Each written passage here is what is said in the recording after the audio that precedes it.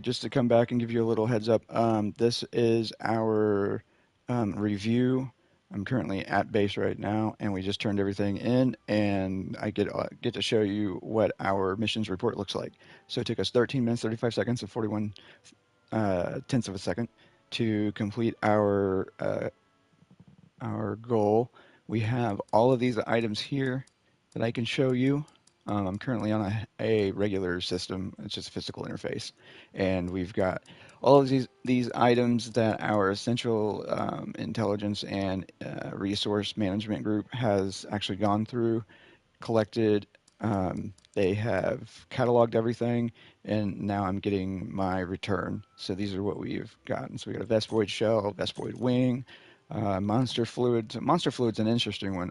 It's actually a condensation that builds up on all of the monsters. But what happens is the pheromone that it's collected off of can actually be utilized, and they all have a very specific chemical compound in their pheromones that we utilize. And what that does is it is a fortification item for some of our curatives. So that's a really interesting one. That took a long time to actually research and implement. Regular honey, like I said, we have bees and wasps and whatnot. This is bee honey. And then we've got more Vespoid shells, monster fluid, armor spheres. So these are interesting. These are, so the shellac I was telling you about, one of the, or the carapace that I was talking about. One of the things that they do with that is they grind it down and they use it in fortification of different types of items. And an armor sphere is actually a denoter. So what the armor sphere is going to show me is what type of an item I have that we can utilize to reinforce one of my weapons or my armor or anything like that.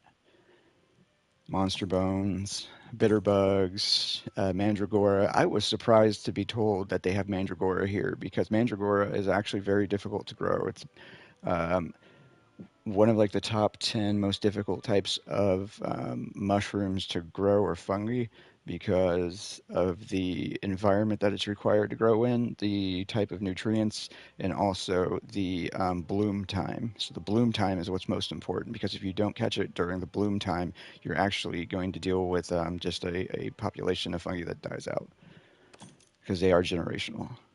Bitterbug, mandragora, malachite or macrolite. Macrolite's a pretty cool ore that we utilize to actually the armor that I'm wearing right now is issued by the Homeland and it has macrolite in it.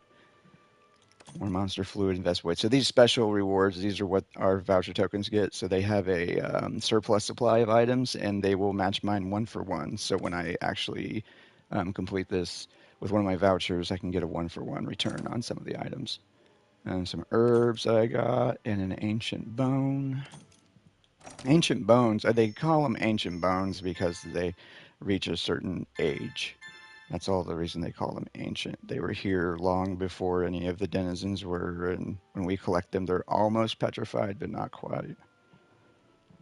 An inquisitive mind, gadget. So this has just been a review of my report card for when I complete one of my hunts. As you can see, all of the items that we've gotten. I've got my voucher for my income for the time that I was out here. We have a point system that's pretty fun to set up. Research level, that's just what that is. Palico level. So my Palico, the level just informs me on what level of hunts and whatnot that we're available to take. And as we level up our areas, they are utilized for more difficult projects, and I'm utilized for more difficult projects. Gadget proficiency, level 1, that's common. I'll get it back up there.